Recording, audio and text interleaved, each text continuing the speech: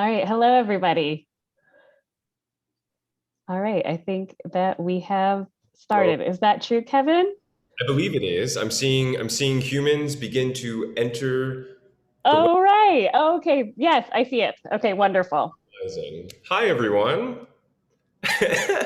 um, we'll just give a few moments for people to trickle in. How are you this morning, afternoon, Emily? What time is it? Time is an illusion.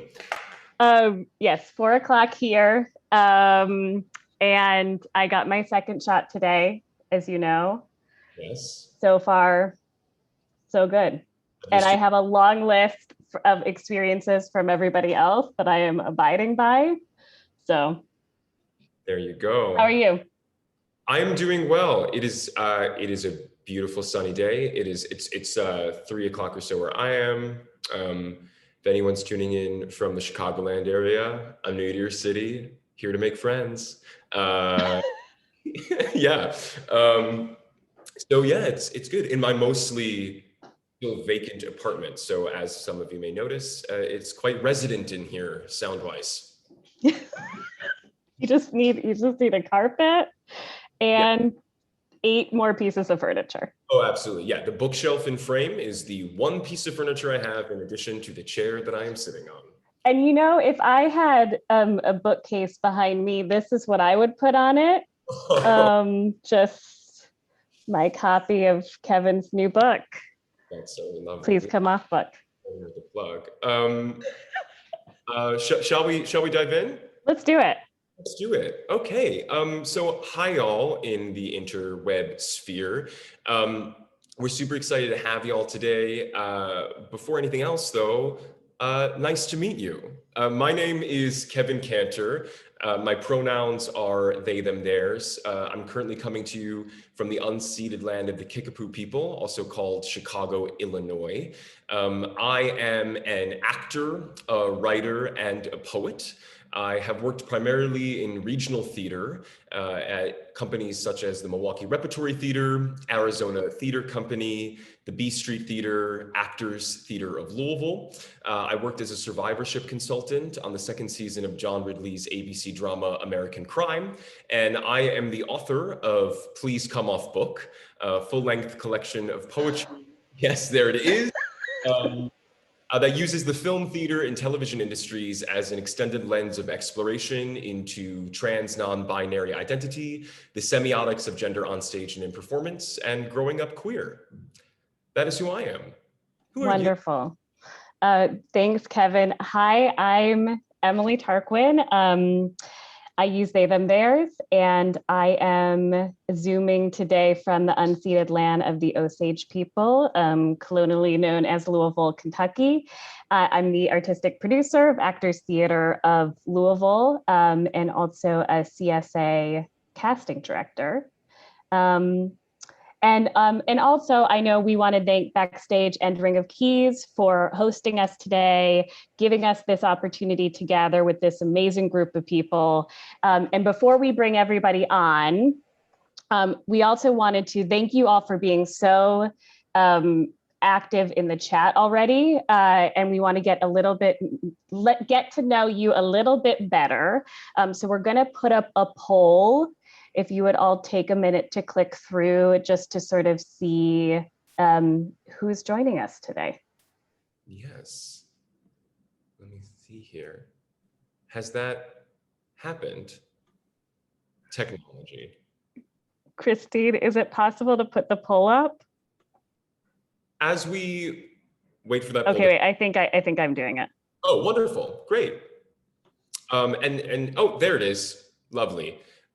So, of course, at your leisure, please click into this poll. There are 3 questions. We want to have just an idea of who's joining us today, so we can maybe gear some of our points of discussion to best cater attendees here.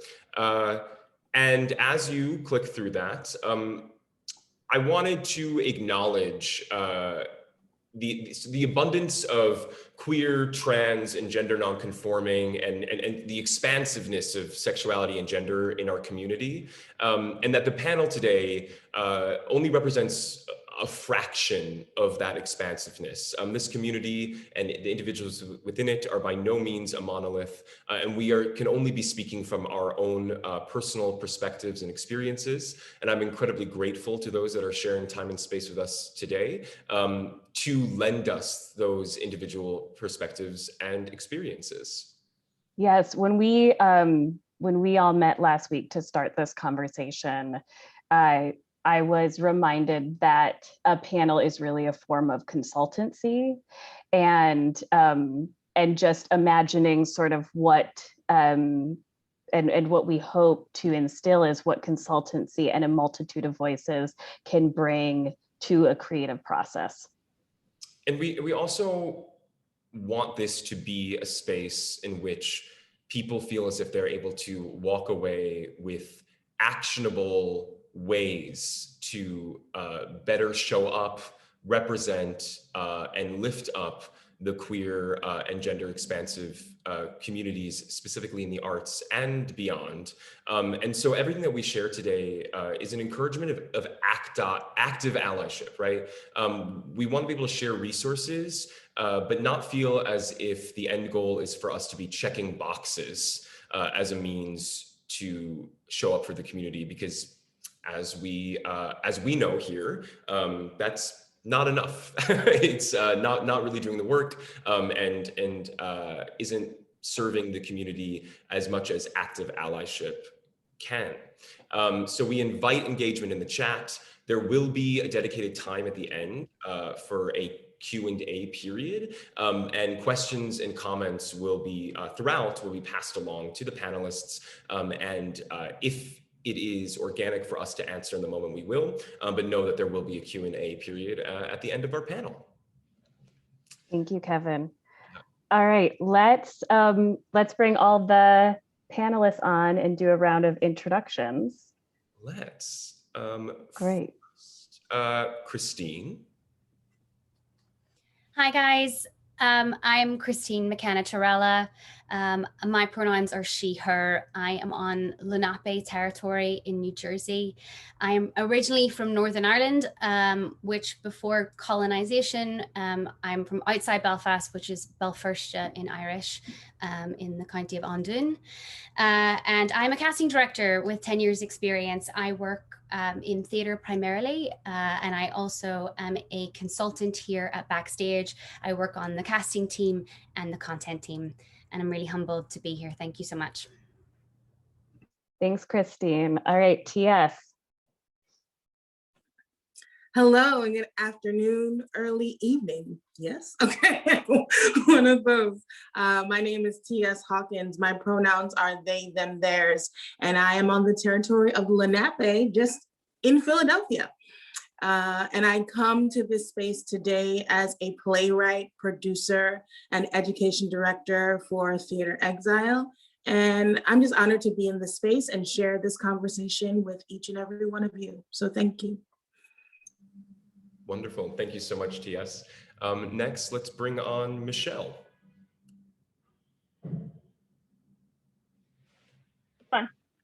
Hello. My name is Michelle Mary Schaefer. I'm an actor. I'm also deaf. I'm also a writer, a producer, and like I said, a director as well. On the East Coast, I represent really everything what it embodies to be an actress, and also I use sign language interpreters, of course, as you can see through Darius and Candace. So the deaf and hard of hearing community is truly at the center of my heart. Wonderful. All right, Miss Hazel. Hello there, my name is Miss Hazel Jade. My pronouns are she, her, hers. I'm currently in Dallas, Texas, land of the Kickapoo people. I'm an independent dramaturg, Broadway investor, off-Broadway creative producer, and most recently I am the director of a brand new folk musical written by a trans guy, starring a trans guy and a Black queer woman, and featuring a non-binary person. So I'm quite excited to be here. Wonderful. Thank you, Miss Hazel. And Charlie. Hi, folks. My name is Charlie Hano. My pronouns are he, him, his. I'm on the land of the Lenape people, colonized under the name the Upper West Side. And I am a casting director. I'm the in-house casting director at Musical Theater Factory. I was the assistant on the original off-Broadway production of Slave Play. Last year, I received an incredible blessing and I cast this production of Mud at Mabou Mines that won the Obie Award for Best Director. And although we were all on YouTube and it was strange, it was a blessing and a half. And recently I was a consultant on the TV show Work in Progress. I'm thrilled to be here. Thank you for having me in this space. Thanks, Charlie. Josie. Oh, if I can unmute. Hi, I'm Josie Kearns. My pronouns are she, her, and hers. I am on the land of the Council of the Three Fires, the Potawatomi, the Ojibwe, and the Odawa in Chicago. And I am super excited to be here. I'm a gender consultant and a dramaturg. I mostly focus on workshops, new works, helping create new works about queer and trans topics specifically in the theater. So a little bit all over the country. I've done a lot in Seattle, a lot in New York, a little bit in Chicago, a few other places, but excited to be here today. Wonderful, thank you so much. And Sushma. Hi y'all, good day or good evening wherever you are. My name is Sushma Saha. I use any and all pronouns, so she, her, he, him, they, them, Caesar. I'm on the land of the Susquehannock, also known as Harrisburg, Pennsylvania. I am an actor, singer, dancer, voice actor, and model. Some of my credits, mainly theater, are New York Musical Workshop, Actors Theater of Louisville, and Mixed Blood Theater. And I'm really excited to be here today. Thank you for having me. Oh, I'm also about to graduate from Ithaca College with a degree in musical theater. So yeah, finishing up finals this week. Happy to be here with all of you. Yes, graduating. All right. Okay, I think what's going to happen now is I'm going to close the poll and we're all going to see it, but I'm going to say it's like it's a pretty good mix here. Yes. Okay. I'll see it. Are you seeing it now? Oh, yeah, I believe so. Yes. So, okay, great.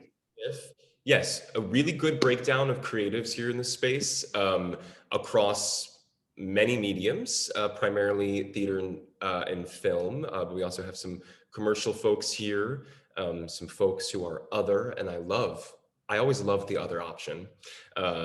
And a really wonderful breakdown of queer folk and also folks who are here to learn how to better and support learn how to better support that community. Great. Okay, that's great. All right, taking those down. Wonderful. Thank you all.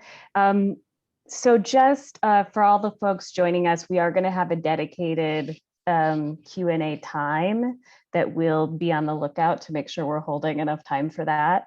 But to start, we just had some areas, some topics that when we came together, we just felt were the areas we wanted to discuss as a group here.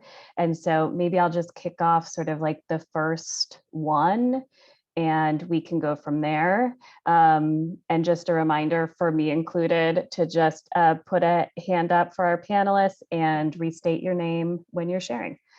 Okay, great. So first up is the huge topic of an ideal process as we think about rooms that we've been in, that we want to be in, work, as Miss Hazel Jade just gave an amazing example of, that involves the queer, TGNC, transgender nonconforming community.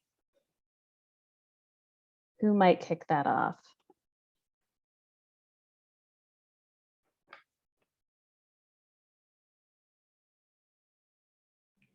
I know, dipping our toes in the water. Oh, I see Miss Hazel is unmuted. I guess I will go first. For me, when I am conceiving a piece or preparing to direct a piece, now that I am fully heading into directing, I first want to take a look at the material as a Black woman, as a bisexual woman. I like directing pieces that are very fucking queer. And I love having my team look at them as well. I have an entire team of queer folks, from my newest collaborator, Will Shish. He himself is a trans guy, so he can bring in his experience. Sometimes I have my MD Anessa look at things. My dramaturg Pascal will look at things. Anessa's a trans woman, Pascal's a cis Black woman. She's also a gay woman, so she can add that perspective. And then I have a company music overseer, Amanda Racken, who looks at things. And sometimes I will consult my lighting designer, who comes to me with a lot of projects that he wants to conceive himself. He also goes by they, them pronouns. He is a non-binary person. So I kind of like to make sure that I have all bases covered. But the first thing is it has to be gay as hell for me.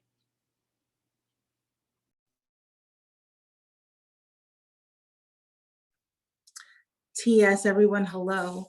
I have a duality in my life. As a playwright and producer, I often have to produce my own work, and it's always Black and it's always queer. And so I get to say who's in the room, and it's always Black queer people. That's it, Black queer people all day. When I'm working in predominantly white spaces or predominantly cis spaces, then it's like, I try to advocate for as many queer, trans, and gender nonconforming people as possible to be in the space, to have that voice. And not particularly just because it may be a queer identified show. Those voices just need to be in the room, period. So I do my best to make sure all the rooms that I'm in are as inclusive as possible.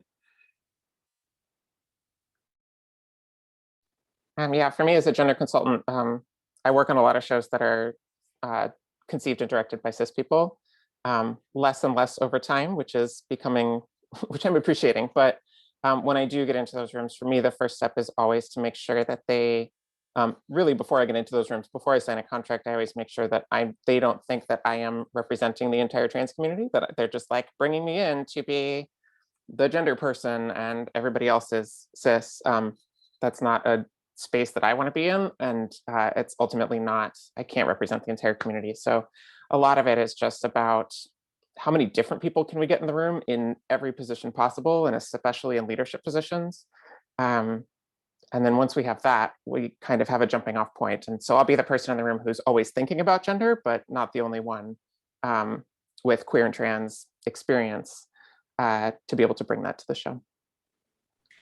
Something that I just wanted Kevin to pin before the next person hops in is the number of queer folk that Miss Hazel Jade was able to name as part of that team, and how it sort of speaks to the myth that is scarcity of qualified queer people in several roles throughout this industry. The myth that we often hear, that they were unable to find a queer person, a trans person in any given field who is qualified. And you named so many folks in that 30 seconds.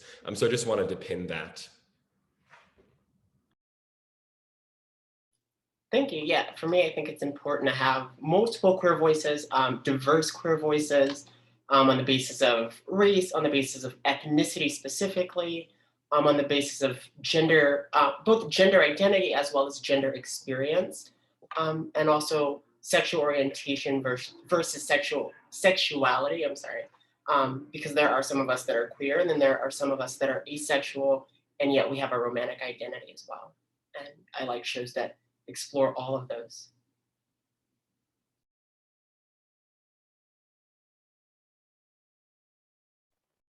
I'd like to add, if I might, this is Michelle speaking.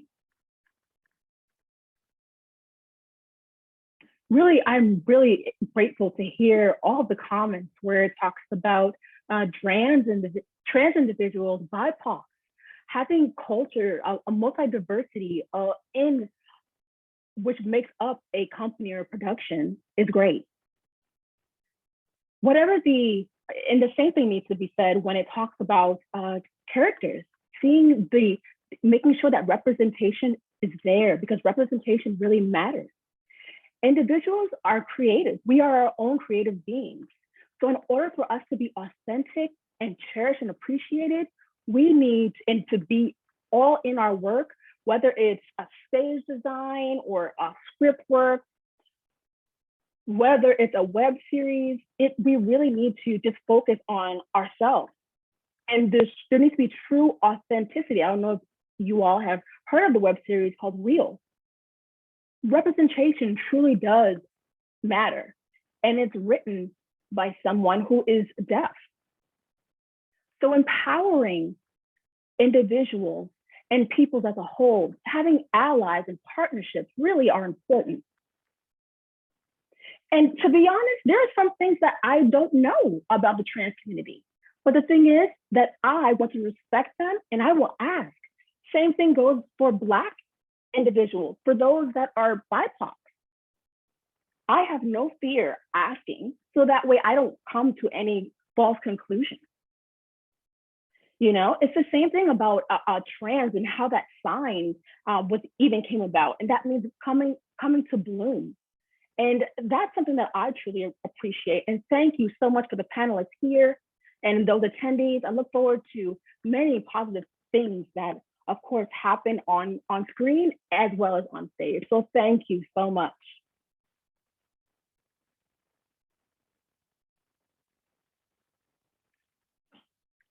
That's an interpreter. If the interpreter needs a water break, was I signing too fast? No, you're good. Well, and Kevin, you were going to jump in. Oh yeah, I wanted to, because Josie brought up the role of gender consultant, and I wanted to take a moment to maybe discuss a little bit about what that is in particular, what you're able to provide to any given production, whether or not that production maybe centers a trans narrative. And I think that also that'd be a great opportunity for perhaps Charlie to discuss your role in casting, and you know, the sort of the breadth and wealth of ways in which we can support the community beyond just, you know, trans actors playing trans roles, because we know that, well, we here know that should be a given. Thank you so much for that lead in, Kevin. Every single actor I know from a historically marginalized identity is exhausted of only being allowed to talk about their identity when they make art.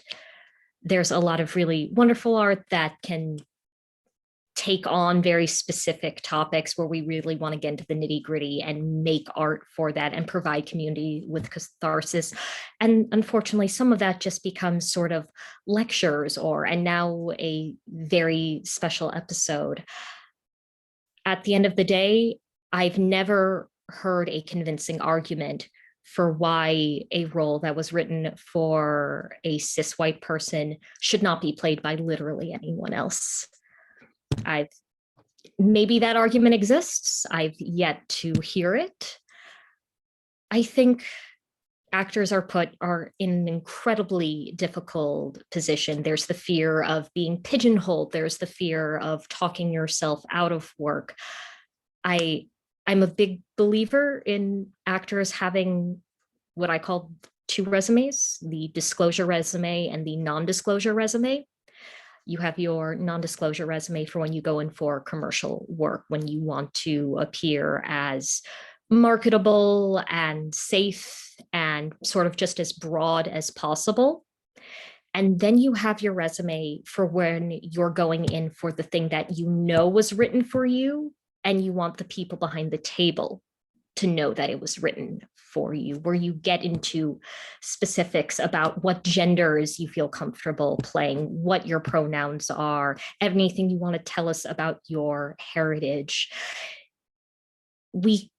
Because at the end of the day, casting is not allowed to ask certain questions legally. It is meant for the protection for actors. What it actually means is you have people like me, you have casting directors spending a lot of time Googling. We are on your Instagram looking for pictures of of you just living your life, you with your parents, you with your partners. And we're all doing that at every single level, at every kind of production. I hope I have not quite lost the thread of this. I do feel like it is very important to say, because I know this, and we all know this, if you're looking for an actor from a community, you can find them. You need the time, you need money, you need people that know what they're doing, but you can absolutely find them no matter who they are. And that's what I have to say about that. Yeah, thanks, Charlie. And just to second something that Michelle Mary said earlier, also the bit about representation, I always like to frame representation as not just showing roles, and not just having roles that match our identity, but having roles that match our identity that aren't about the trauma of having our identity, right? That's a problem for every marginalized group. That's not limited. Like, my main focus is queer and trans folks, but that's certainly not limited to them.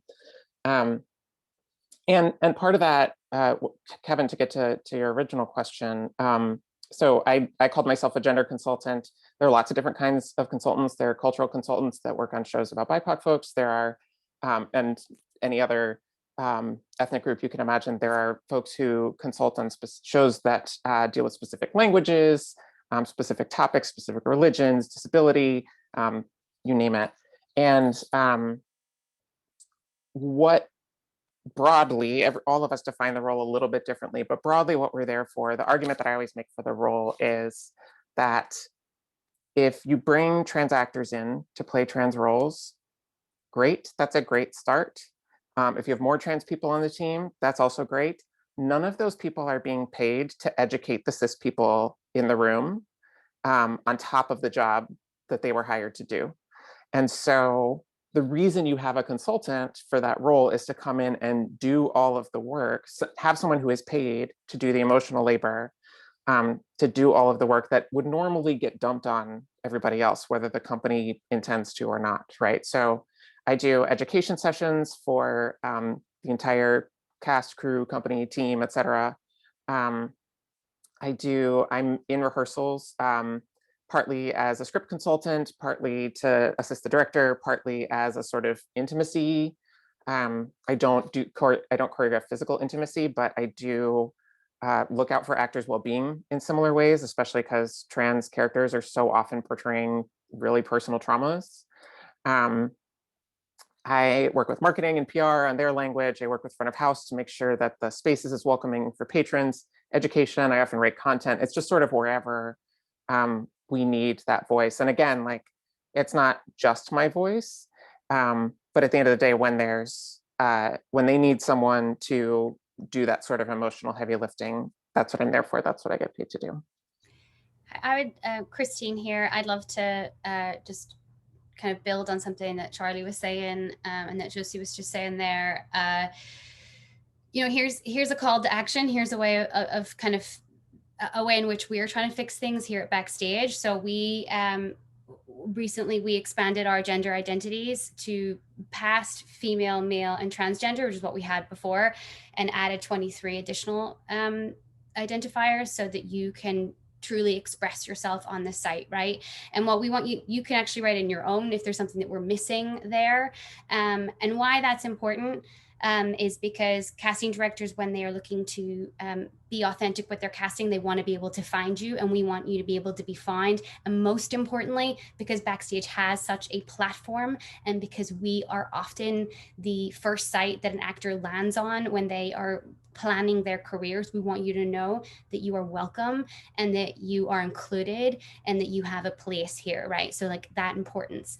And secondly, there's two sides to that coin about kind of that disclosure, right? Like that's your choice. That's your identity, right? We want you to be comfortable. We want you to do that because casting truly wants to find you. And otherwise, yeah, we do get our like binoculars out and start looking at your Instagram and every way that we possibly can to find out your true identity when we're looking in that direction. On the other side, the flip side of that, what we've done, and I want other casting sites to join us in this. Our first default is all genders, right? All genders is what when you create a breakdown with us, all genders and all ethnicities. You have to decide to opt in to start filtering through. And of course, there are projects where you need particular things, right? That's why, again, identity is important, and being able to identify is important.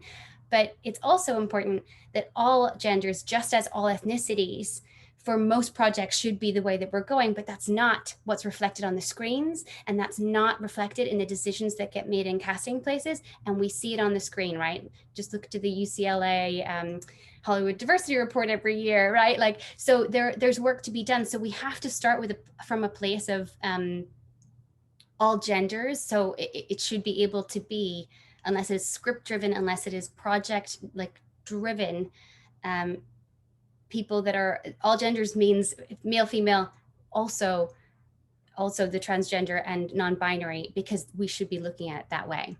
I hope I rounded that out right to make sense.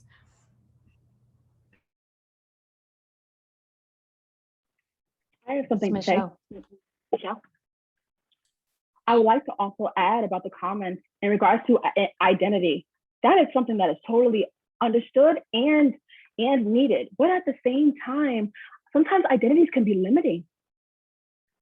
For example, myself, I'm deaf. Clearly, I have sign language interpreters today. But in society, those that view me, they view me as deaf, but only deaf. They only see me for deaf roles. Yes, for those roles, in order, you can have deaf and hard of hearing. Deaf should not be the only role or the only identification or to check off, as one says. Why can't it be deaf and hard of hearing? I encourage and I challenge directors to open their minds, not in their hearts and their eyes. I can look back and think that there was one play in particular. It wasn't a deaf role. However, the director told me that I could only be Sarah Newman in Children of a Lesser God. Me as an actor, I always start. I know diversity is important. Yes, of course. For example, I was in Hamlet. Does Hamlet have anyone deaf? No, they don't. Of course, it's a Shakespearean play, but I'm a woman who happens to be deaf. So that adds to my multi-identity and intersectionality of me. Often deaf in films and in shows and plays, they're not even thinking about deaf and hard of hearing individuals to be casted in certain roles. So that's why I urge and I challenge and I push back to really be more inclusive, to really open up your mind, hearts, and eyes, as I said, when it talks about just identifying oneself and how we might view someone, maybe not who they view themselves to be. Yes, I am Michelle Mary Schaefer. I am deaf, but deafness does not define me 100%. I, of course, love being deaf. I don't want people to get the wrong idea. However, people again and again continue to oppress me based upon, and boxing me into these certain roles. And really, we need to change. We need to do better. So I challenge you all now, please open your mind. Maybe this can be one of the biggest takeaways from today. If you are a filmmaker or a playwright, please open up your mind.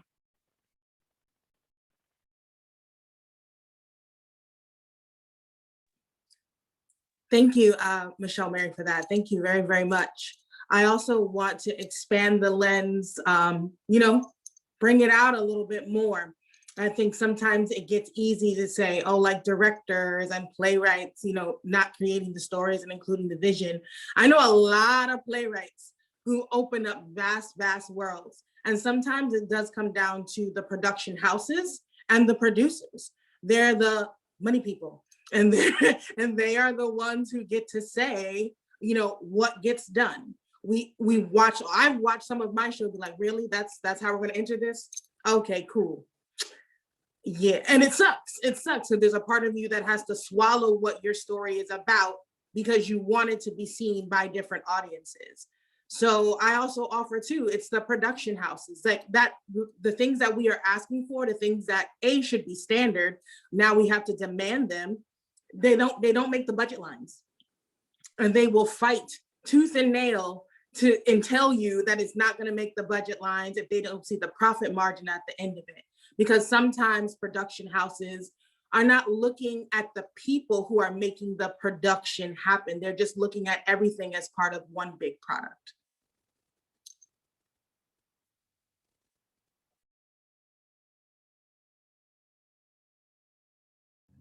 Thank you, TS. I mean, yes, so that there's many systems at play, right? We wanted to take a look into some of the questions that have been being submitted, and they cover a lot of topics, and I'm trying to maybe distill something that's central. Yes, so sort of riding this wave of the conversation, I wonder if anyone can speak to what we've sort of been talking about in regards to the way in which identity manifests in storytelling. And I mean, Charlie sort of touched on this, as did Michelle, this idea that there's a concern that when we allow our otherwise marginalized, the intersections of our marginalized identities to come to the forefront, that there is a question in regards to our marketability in what otherwise might be mainstream, right? That often in an industry that is very optics based, often casting directors or other folks rely on the body to do a lot of heavy lifting in regards to storytelling. That whiteness, cisness, and ability are often seen as the blank canvases with which to paint upon. And that being visibly queer, whatever that means, visibly non-white, all the way these, again, optics identities as they arise, can make us less marketable. And I'm wondering if anyone can speak to how they've navigated those experiences, especially, I mean, I think Michelle spoke to it so eloquently in that we long to be more interesting than the most disenfranchised parts of ourselves, and to be able to tell all the stories. I know, Sushma, you are just coming out of a training program. I don't know if you have any thoughts on that, or anyone, feel free to jump in.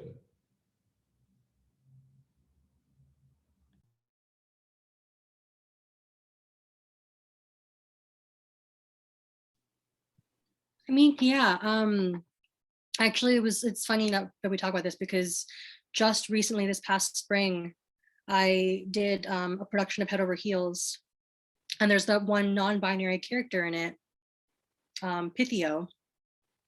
And it was very funny because I, at the time, was the only out non-binary person in my program.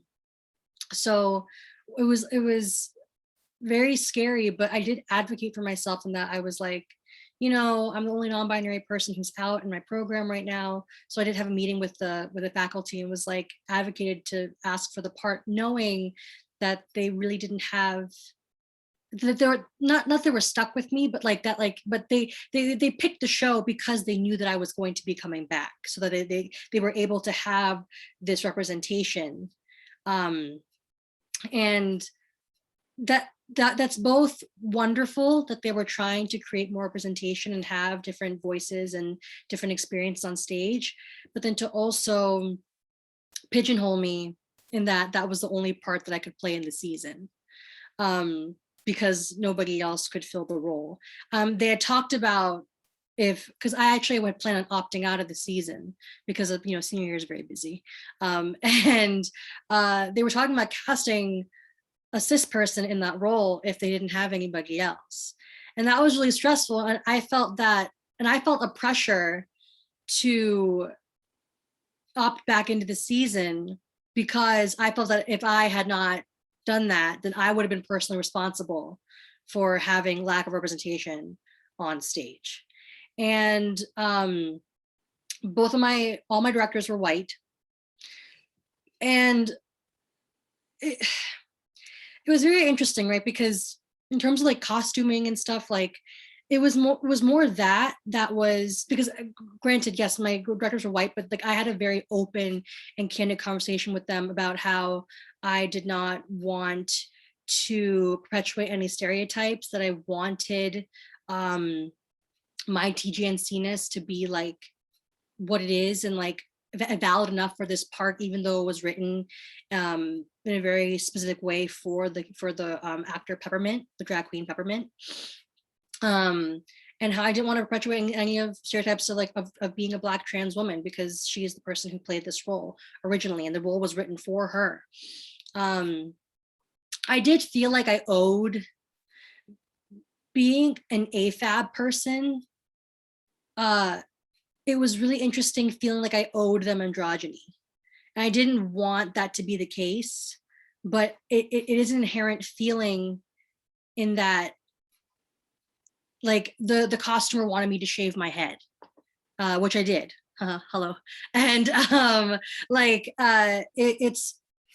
it was very hard in that as a student with all my faculty being in charge of this production, I had to do a lot of advocating for myself, but also seeing that I was also giving in to a lot of maybe some not stereotypes, but a lot of owed androgyny that I know that I didn't need to give them, but I felt like in some moments that I owed them because I was asking for too much as somebody who was already advocating for myself so heavily.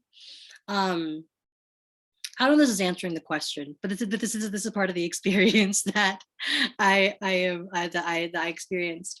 But yeah, I mean, I'm a big advocate for like, we need to just continue to tell people and encourage TGNC people and trans people and non-binary people that like, you don't owe anybody a certain idea of what your definition of your identity is. Like you don't owe certain haircuts, you don't owe certain jewelry styles, you don't owe tattoos, you don't owe anybody, like you don't owe anybody anything of a certain version of what people associate androgyny with or lack thereof of it, or like how feminine or how masculine you are, whatever that means.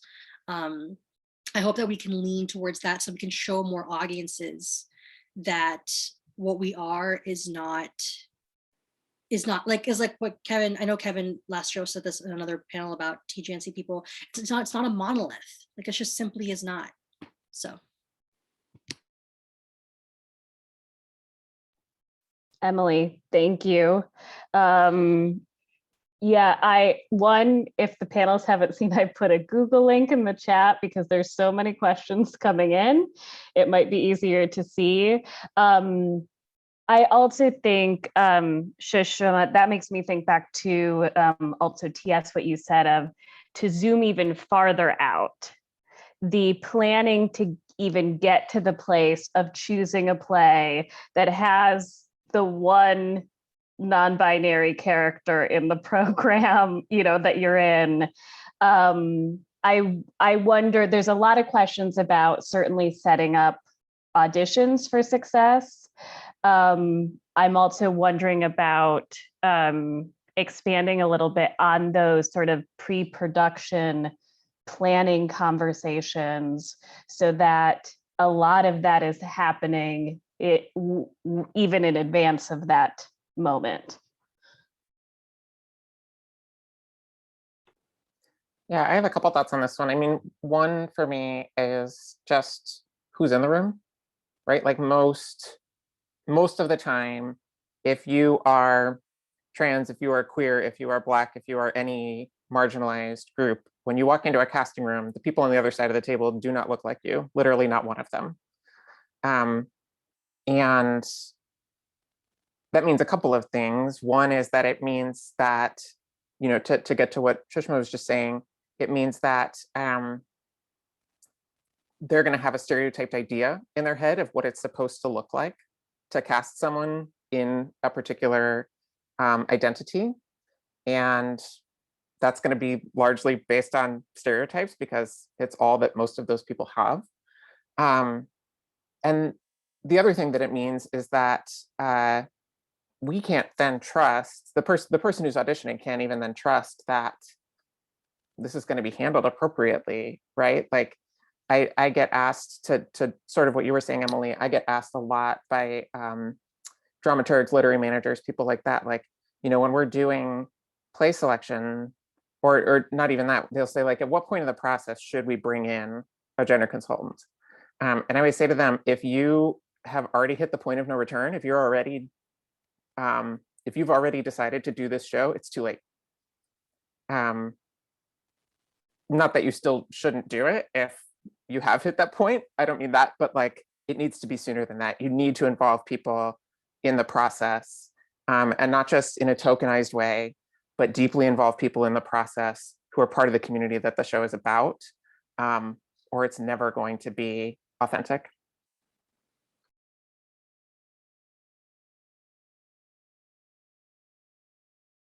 I know that TS and Miss Hazel, I'm under the impression that you've done some producerial work amongst many other things. I'm wondering if you can speak to ways in which you have either worked to uphold the standard that Josie is talking about, or how others might be able to.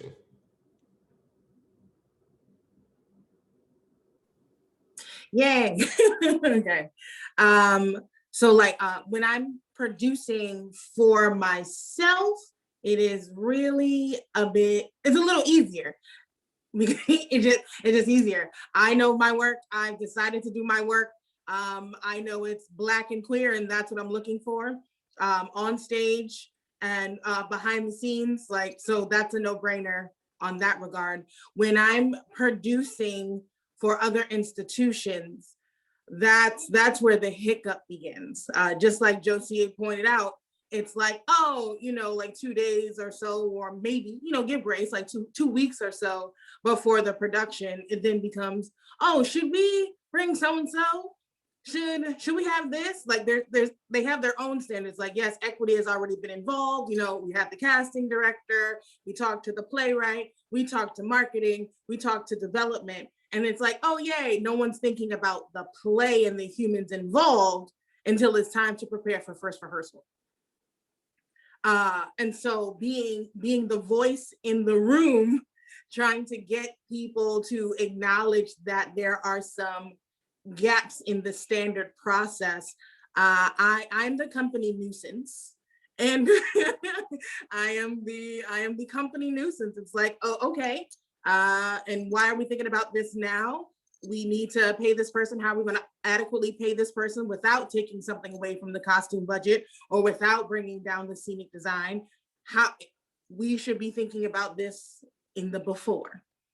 And every time I bring it up, it's like, oh yeah, we still get to this point. So to be honest, I'm still trying to find different ways instead of like dismantling all the theaters and burning them down because they're not listening. I'm really still trying to find ways to manifest to get folks to be more comfortable to think about being inclusive and clear and authentic from the very beginning. I love that. Yes, I've gotten calls in the middle of tech rehearsals from shows. It's like, what? I mean, if all you want is a rubber stamp from me, that's all I can give you, and I'm not about to do that. I love what they're both saying. I'll be very honest. I am someone who likes to come in as early as the development process. Literally on the page is when I love to come onto projects, both as a dramaturg, as a director. I love working with writers one-on-one as they start page one. The Regulars, the show that I'm working on right now, I think I came on page 32 to try to change the story somewhat. Yes, our writer is a white guy, but he is a white trans guy. or shall I say a white passing trans guy, with that comes a bit of a lack of understanding and yet a wanting to understand. And with that, for me, I have to make sure that I surround myself with folks who are going to be able to challenge me. My directing standpoint, as well as my producing standpoint, I go back to a quote that used to be in my grandmother's bathroom when I was a kid. And Robert F. Kennedy used to say, "Some men see things as they are and say why. I see things that never were and say why not." And I always go back to, why aren't we including trans people now? Why aren't we including deaf consultants and deaf performers on stage now? For me, about 2.5 years ago, I started losing hearing in my right ear. And my mother judges me whenever she's in my space where I have captions on for everything because I can barely hear. And so for me, I love when people who are producing things, or when I'm bringing on producers to a show that I'm directing or that I'm a dramaturg on or that I'm book writing for, ask me certain things up front. And I think that a lot of that comes from my two philosophies in producing are, you've got to be transparent, first of all, and you have to have an open line of communication. If I can't have a conversation with you, I don't want to work with you.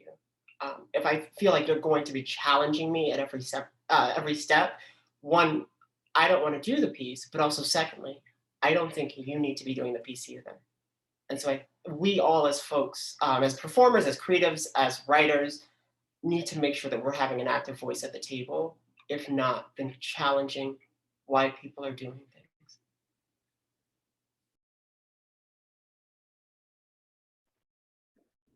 Kevin. Applause, Jade. Applause, Hazel Jade. Yes, thank you for that. What I wanted to, because again, this is something that I feel like we're on the precipice of addressing, is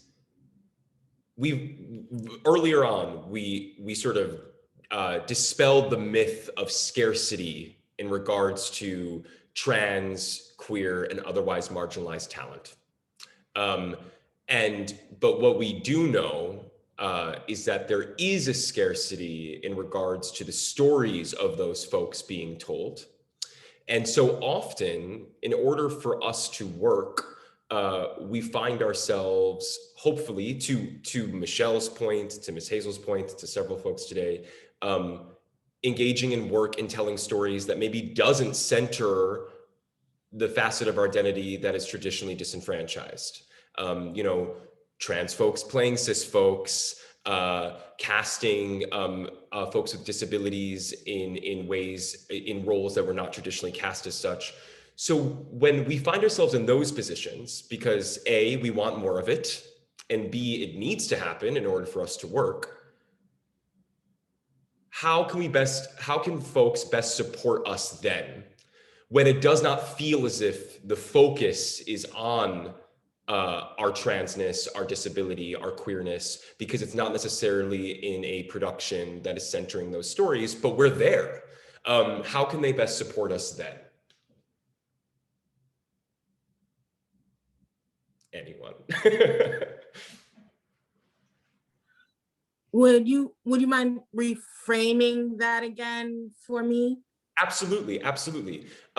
So when we are working on projects that don't necessarily center a narrative having to do with queerness, transness, disability, but we are obviously arriving to those projects with those identities, how can institutions, producers best support us? Because it does not necessarily feel like the focus is going to be on that, because that's not the story we are telling, if that makes sense.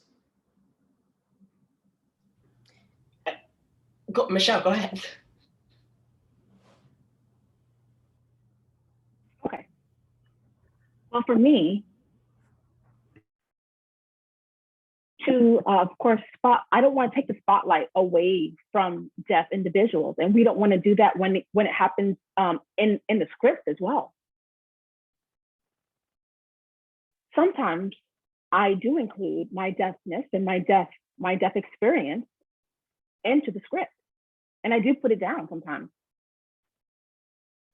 If, say, for example, I was in a car to go to, I don't know, to a restaurant,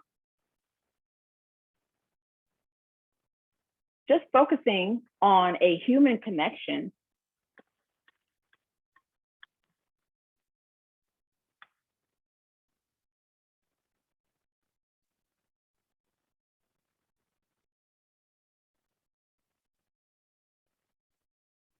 if I'm in a car, I'm going to a restaurant, let's just say. Do you see me as a deaf person? No, you see me as human. A person who's going to a restaurant. We don't see my story, the full story. You're looking at it from just one lens. Instead, we need to look at it from a human lens. Everything has layers, just like an onion. And that's what we would, of course, we would challenge others to do. But I'm really, really interested to hear what the other panelists have to say. Ms. Hazel Jade? I want to build off of that, but not speaking for Michelle Mary, but I remember when I first came out as bisexual to my mother, and especially to my great-grandmother who was raising me at the time. When I first described my identity, I described it as being bisexual was just a layer on my cake. It wasn't the icing overall. The icing overall was how fabulous I am and how gorgeous I am. But for me, I didn't want it to be the sum of who I was. And I think that when we're telling stories about people, as Michelle said, we have to make sure that they are whole humans, first of all. And I always go back to the big question when I'm telling musicals or when I'm developing musicals, the very first question we always ask ourselves is, what does the character want? And it can't be on the basis of their identity, but in life, what do they want? What are their aspirations? What are their goals? What do they want to accomplish? Because every human, no matter how they identify or what they've experienced, does ultimately want something. And then we can start to tell their story through their identity.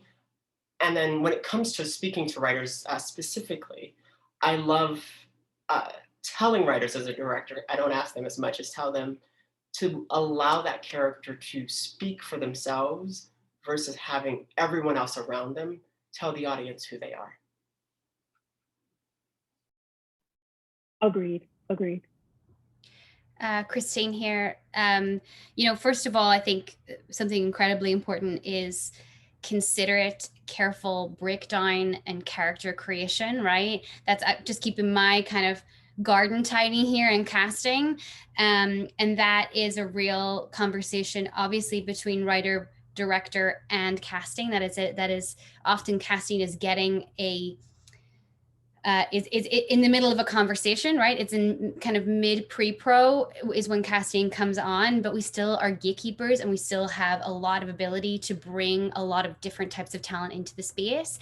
And I know that there are writers, directors, and casting in this space right now, and just always having that the gates, because I'm queer, I'm an immigrant, but I pass for a lot of other things, right? And a lot of people make assumptions about me without knowing me fully, and I have a lot of privilege, and it's interesting to hear what people say and react when they don't know things about you. But that's another conversation for another day. But when it comes to kind of the casting room that you can create before you get there and when you are in the space, it is really asking yourself at that start of the day, at that start of the casting process, who is in the room and who is not, and who should be part of this conversation and who isn't available to be here. Because when I say not available, I mean hasn't made it into this space, because we all bring unconscious bias into the space, right? We all do our best to, hopefully people have done their work to figure out how they unpack that for themselves, and push it away when they're working on stuff, but you've got to do it at the start of the day, and you've got to do it at the very end of the day when you are looking at those headshot resumes and you're putting together a cast and you're saying no to people for certain reasons. And I think that it is the two pillars, it's two posts. There's many things in between, right? And there's things before, but those are two essential parts of the work that we need to be very careful about in the casting space.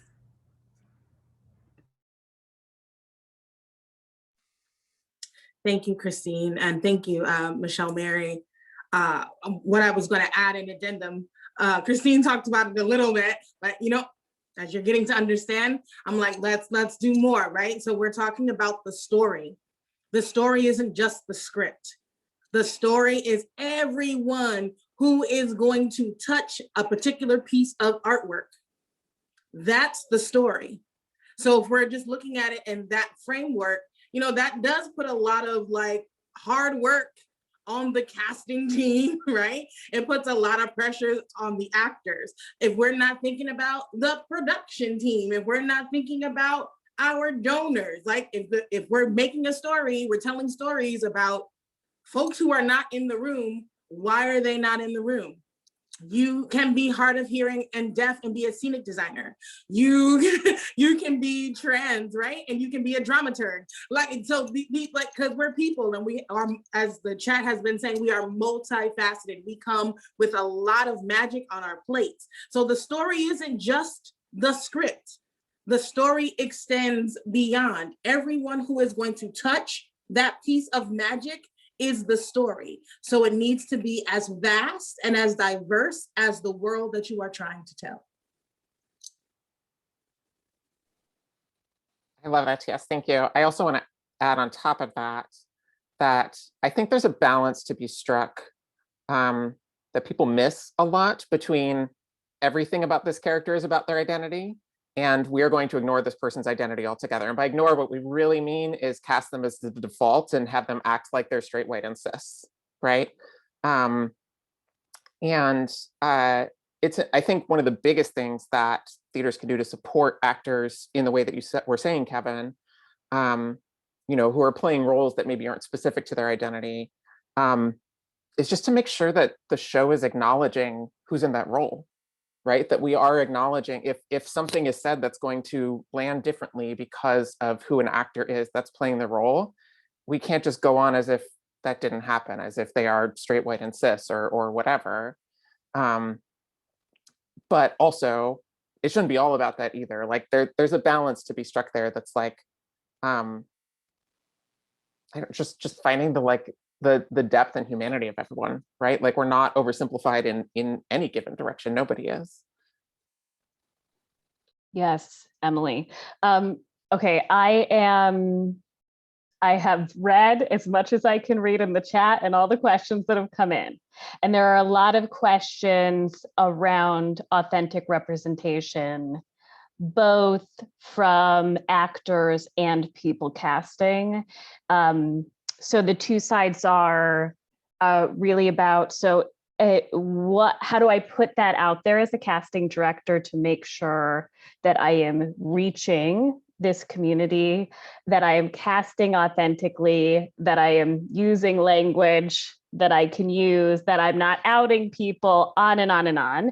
And then from an actor's perspective, Charlie, there's been a lot of follow-up questions around the disclosure, non-disclosure resumes, the dual resumes, and how you do that, where you share those, and just also navigating sort of those breakdowns and being able to figure out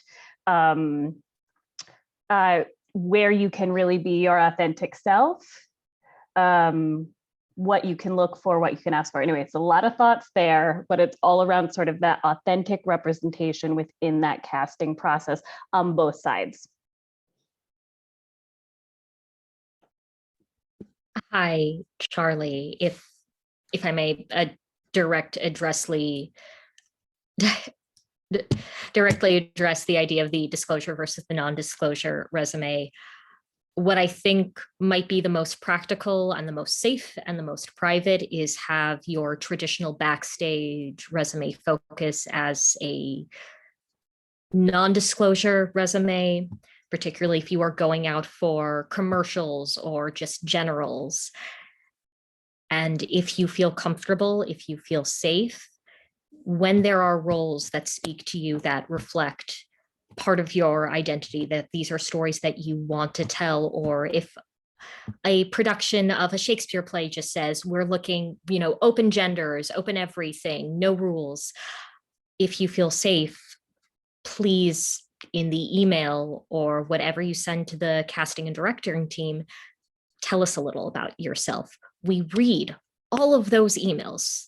You think we don't? I promise you, we are reading all of those emails. If you write any of us a note on Backstage or Actors Access, we are reading those. And I can tell you personally, I am reading every note. I am combing through it, looking for the answer to a problem that I'm trying to solve, essentially, and hoping that you're going to be the person who does it. When it comes to directors looking for trans actors and language, this is when it truly helps to hire any of the wonderful people on this panel, where we can all have an open and honest discussion about what exactly you're looking for. I have worked with wonderful, wonderful, well-meaning people that just because they are not TGNC are not necessarily tapped into certain terms that people who are in the community would be. And that is, we don't expect you to have all the answers. We don't expect you to be perfect or not step on anyone's toes. But we also expect you to act like you're not an expert and ask for help. And we are happy to provide it. Most of the work that I get, in all honesty, is what I call sort of like emergency casting. Is we wanted to do the big trans play, but the one trans actor that we knew is now busy, so now we're having a panic attack. Charlie, can you make magic in 2 weeks? And I want to, and I will, and we're going to have a lot of fun. But this sure would have been nice if we had all just maybe a month ago had a conversation. So this could be more reasonable and practical and grounded. And we can make this work. We can tell whatever story we all want to tell. We can tell stories authentically, and we can be nice to people while we do it. Just have to communicate. I just want to add one tiny thing from a casting perspective. Also, Christine, sorry here, that Charlie was saying, people will often seek out someone like Charlie or Josie or Miss Hazel in particular when they're working on certain things. And so sharing your information, sharing your true self with people in the community, because we're the first people that people turn to. The amount of times I get phone calls about this, that, or the other, but it's always something to do with my identity that people closely associate. So I think that really finding your tribe. There's a lot of people here that want to be supportive and will know what to do with being protective of your identity if you're in a place in your career where you want to be protected. Charlie, may I ask you a question, playing devil's advocate for people who are in the audience? Say I have a character who has two different identities that are intersectional, and I have a performer who only fills one of those identities. Can I cast them in that role? My honest opinion, no. I've been in a lot of situations where I've had to cast characters of multiple overlapping identities. And it is my responsibility, as the casting director's responsibility, to find the actor or actors that live in those communities, that tell those truths. Sometimes what happens is one of the identities will be like very much like, for me, I am a Sephardic Jew and I'm a trans man.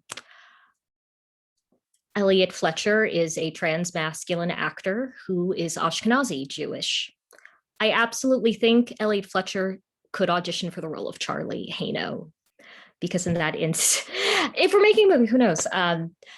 Because I think in that instance, the character needs to be transmasculine. Absolutely, it is essential to the script.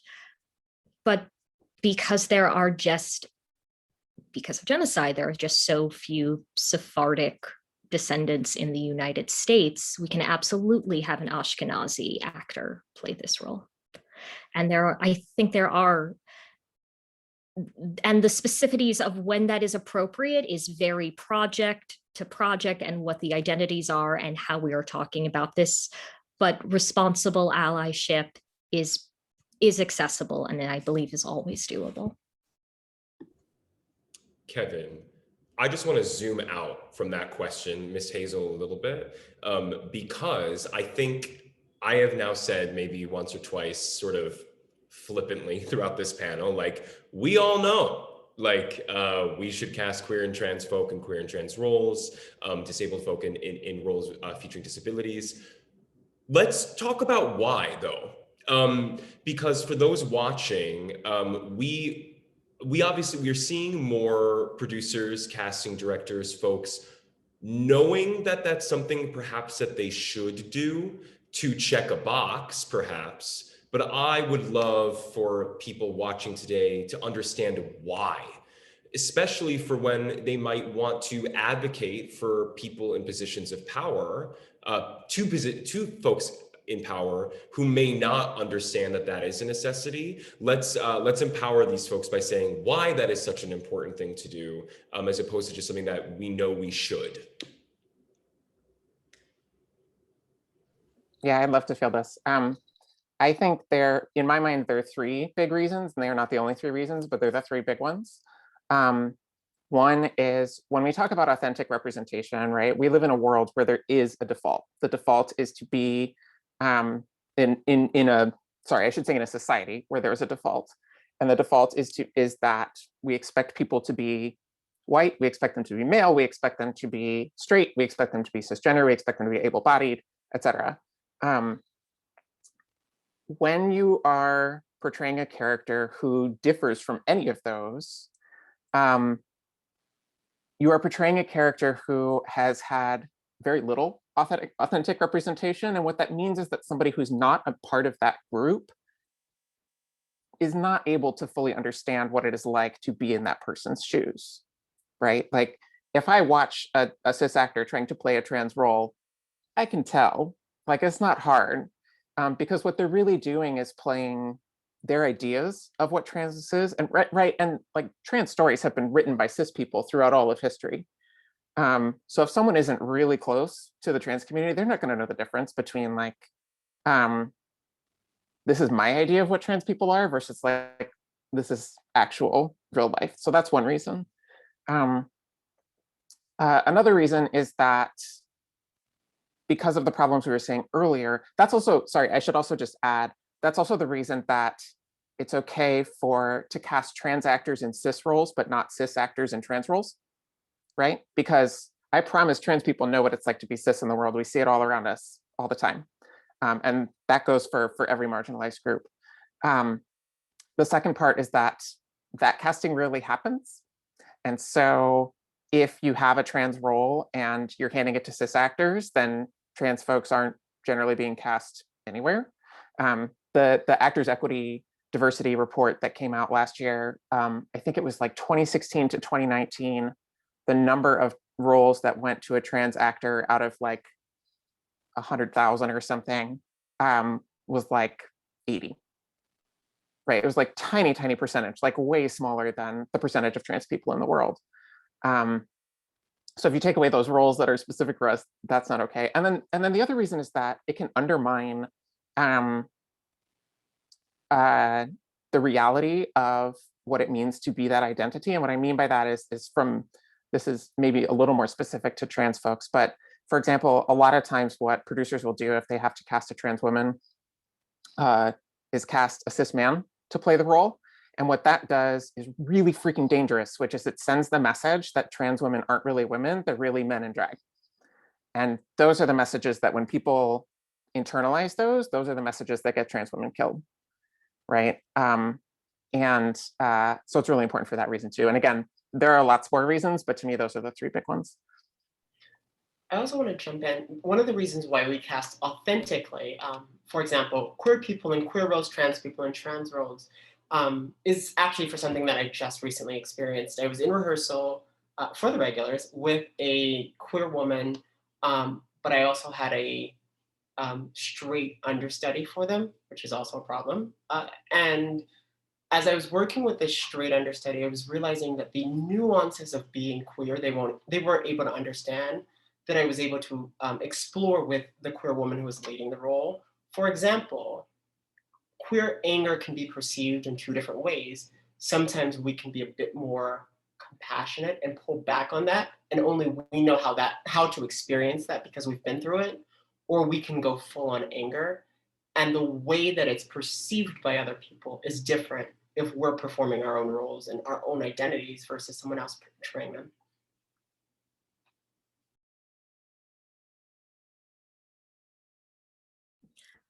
Charlie, everyone has said this and everyone has been so fantastically eloquent, but here's just something I did a little bit of research on in preparation for this panel, because recently I observed, as a lot of us have, a Facebook or an online argument about why can queer and trans actors play cishet roles, but why is it morally wrong if it's the other way around? And something that I did the research on, every single gay or trans marketed movie for the past 10 years that's been nominated for an Oscar has starred cishet people. Every single one of them without fail. The closest we got was in Ma Rainey's Black Bottom. Taylor Page is in that. We had Troye Sivan playing a minor character in Boy Erased. There's also there are no openly gay American movie stars. You can be an openly gay or trans television star, but the second you come out as gay in the entertainment industry, you can only be in television shows. I don't know why that happens, but that has happened to very, very famous people. That happened to Zachary Quinto, that happened to Elliot Page back in the day, and it happens constantly. There's just this strange ceiling that we're all banging our heads against, and it's something that is created. It's not inherent, it's created, and we can all work around it if we want to. Absolutely. If I can respond to that, something that I noticed recently is that we as a culture, as a society in America specifically, we applaud straight cis men for doing things that queer people, in a sense, get punished for. And I think the way that I perceive that sometimes is that it's the culture at large telling queer people that you're only allowed to be a certain way if we give you permission to perform that way in your life. Meaning you're only allowed to be flamboyant if I tell you you can be, if I hire you to be in a skirt. But if you do that in regular life, then it's not acceptable. And I think we as a culture, and even stepping back, we as an entertainment industry taught the world that, and we need to unteach the world that. We as a queer community in entertainment, the drag culture taught the world to be transphobic. So we as an industry have a responsibility to unteach transphobia, period. Thank you, Kevin. You all make such incredible points. And I think it also relates back to what TS was also saying a little earlier, is that a lot of this feels the result of often where money is directed in many ways. And often we see, and to Charlie's point as well, straight cis people quite literally profiting off of the trafficking of queer narratives. And whereas, and what Miss Hazel said, often in narratives in which we're seeing those queer people relive, these queer characters relive trauma, right? It only stands to reason that queer, trans folks, marginalized people should be on the receiving end of any profit that is garnered from the trafficking of their own stories. I know we have very limited time left. Emily, do we want to transition into anything else? I know we need like 8 more days, so I don't quite know where to wrap it up. Let's just do it again, right? I can say that as part of Backstage. I'd love to do this again. I'd love to continue this conversation.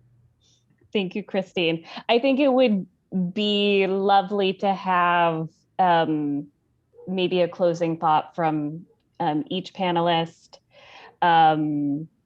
I am going to put in the chat for everybody the resource, one of thousands of resources that Ring of Keys has developed, which is a directory that we are a part of, and some resources that we will continue to add to. And anyone else who wants to drop some resources in the chat, we can also do that during this. Okay to pass it around, maybe one thought as you're leaving this conversation today, or a next step for folks as they continue doing this work. We want to start with Christine. Yeah, sure. Let's, for my casting folks, you know, we're all in the process of learning and unlearning things, and there's a lot of things to confront in our own processes. And of course, we've talked about break time today. We understand that we want to be inclusive. Every casting person I know wants to be inclusive, but we've got to confront our unconscious educational bias that we have, our ability bias that we have. You know, we have to really go into the communities and find people because they're there, and we have to make sure that our decision-making process is as inclusive as possible. And also, let's fix the broken internship system for casting, which means people are doing unpaid internships. That's something that is a funnel. That means that we can't get more diverse voices into the space because not everyone can afford to do things for free. I'll leave it there. Thank you, Christine. TS.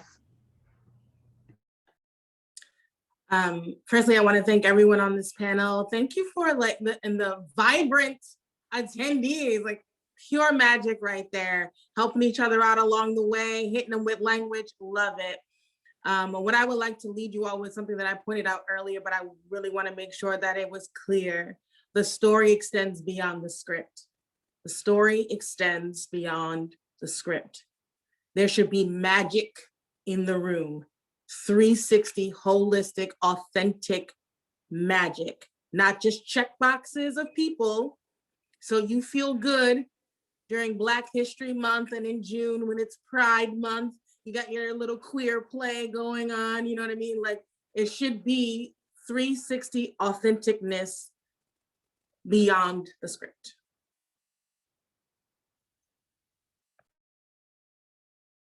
Wonderful, thank you. Oh God, you are the master of a Zoom box, let me tell you. Michelle.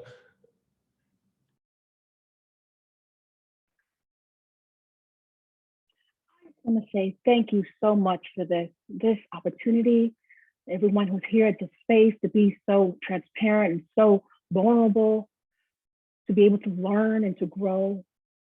There's so much that we can do.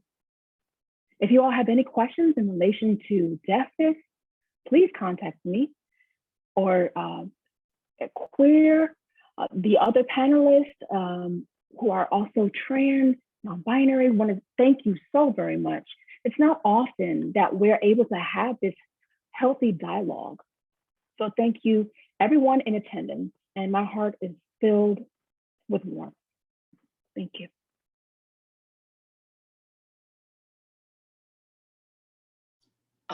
I love everything that's been said. I will second it, and I will provide 2 resources who are actually human beings. I will provide myself as a resource if you're looking for a director to tell diverse stories, and I'll provide Charlie as a resource. as a casting director if you're looking to tell diverse stories.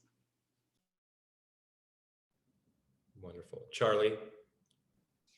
Hi, folks. I feel exceptionally privileged to be in this space, particularly as someone who at least intellectually is a white man. We'll see about the legal parts, right? I would really like to make a message, say to actors, art should not hurt you. Making art should not hurt you. If you were told to suffer for your art in college, you were lied to. And I'm so, so sorry. This should be joyful. And I hope you always protect yourselves in the creation of what you do.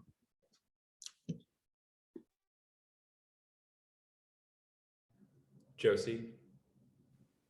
Yeah, thanks. I just want to echo everybody's thanks. This has been such a great group to chat with. Both last week when we were prepping this and today, I'm just like, I want to be everyone's best friend. I think the parting thought I will leave with is just a reflection on humility and just the importance of all of us recognizing what we don't know and recognizing when we need help to fill in the gaps of what we don't know, and recognizing like when stories are and aren't ours to tell. Because that's something we don't see enough of in the theater world. I was going to mention earlier that I don't give feedback on casting notices anymore, because if a show doesn't have the people behind it to write those casting notices appropriately, I want those red flags in there so that actors aren't signing up for a place where they're going to be hurt, as Charlie was saying. So no, I don't give feedback or just like specific tips on how to write casting notices. I tell people to hire folks on their team and make sure they're included who can help them with that. So. Wonderful, thank you. And Sushma? Yeah, I just feel so grateful. Like as somebody who feels like such a baby, like I like my career is like still relatively new, and like I'm about to graduate college. Like I'm so grateful to everybody in this room who has done the work thus far to help make theater and like any forms of art like a safer space for people like us. Like I'm so privileged in that like I've been able to make majorly queer theater, and all of my professional experiences in those experiences have been so positive and like not traumatizing. And I think that it's because of all the work that y'all have done thus far, and people in the chat as well who are also, you know, involved in the community. So I'm just full with gratitude right now. So I just want to say thank you. Do you have any closing thoughts, Emily? All right, yeah, sure. I mean, many. One, I think, you know, I urge all the people who came today to get answers to just stay in a place of learning and not solving. You know, be in a place of asking, be in a place of hiring, probably. I think the other thing, just listening to you all, is the quick story, and Sushma was in this room, and Molly, if they're still in the chat. Yeah, I was involved in the first production at Actors Theater to not have any cis men involved. And I remember a staff member, a white cis man staff saying, oh, it must be nice not to have that perspective in the room. And I said, the perspective is still in the room. And that is one of the reasons we are all within the dominant culture. And that is one of the reasons when we talk about authentic casting, that it is important to honor that. That is a perspective that we all embody and have.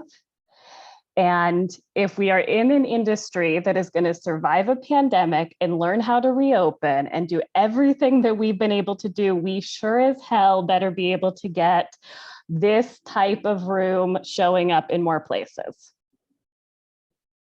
Kevin? Oh God, I love you. All of that. I want to express my gratitude to all the panelists. It has been such a gift to meet many of you in this way, and thank you to all the attendees.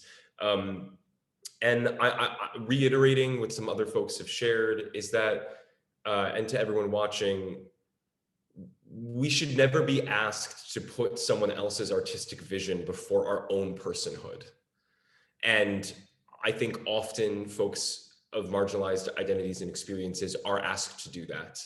And to reiterate, another thing that's been said is that think about us, think about these faces, this space that we've created and curated, and how it can exist in your stories in a way that the dominant culture may not say it actually calls for it.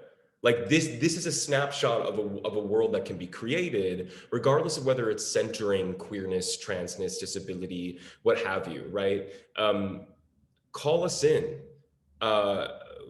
invite us to your table, and then make sure the table has been set for us. Don't just offer a seat. It's rude to not actually prepare a space in which we can thrive once you've invited to those spaces.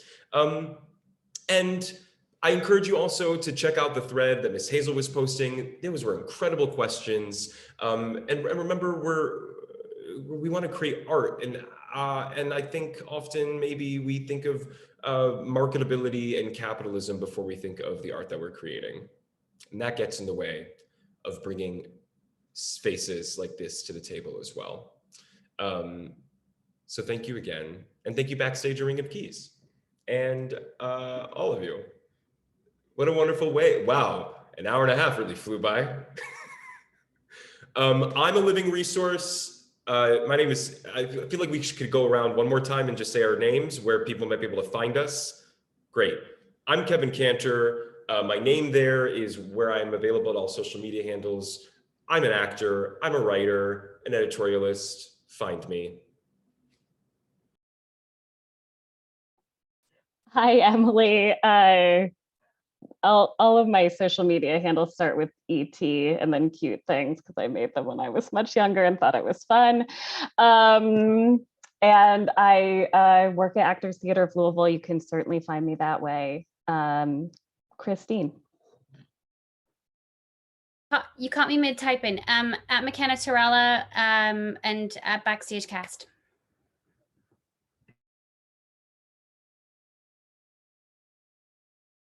TS.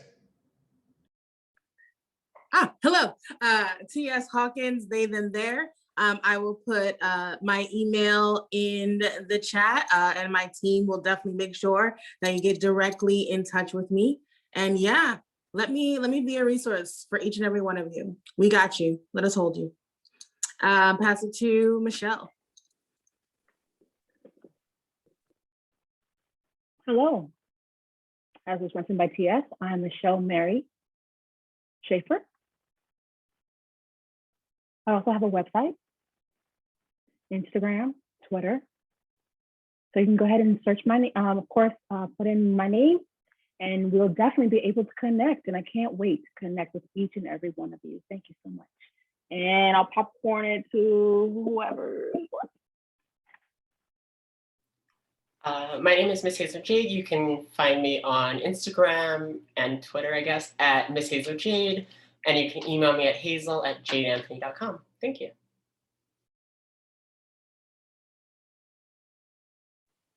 I can go. Josephine Kearns, she, her, and I dropped my info in the chat, but at josephinekearns.com is the easiest way to contact me. Sushma.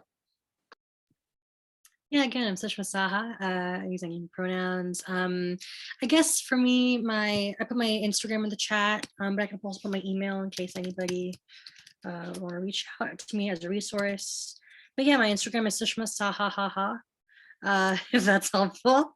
And putting my email, sushma.saha98@gmail.com.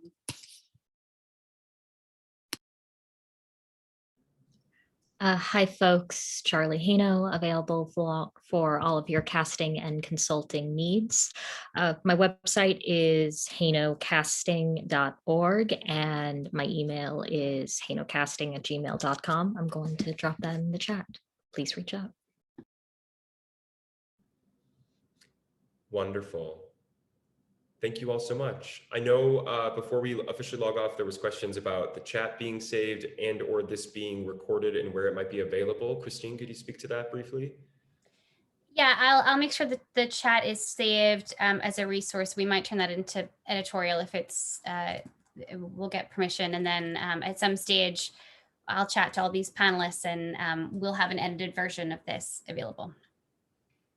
Wonderful. All right, thanks everyone. Thanks to everyone who tuned in. Wow. And to our interpreters too. Yes, thank you to our interpreters. Thank you. The interpreters are the bomb. Candace, Yes. .com. What?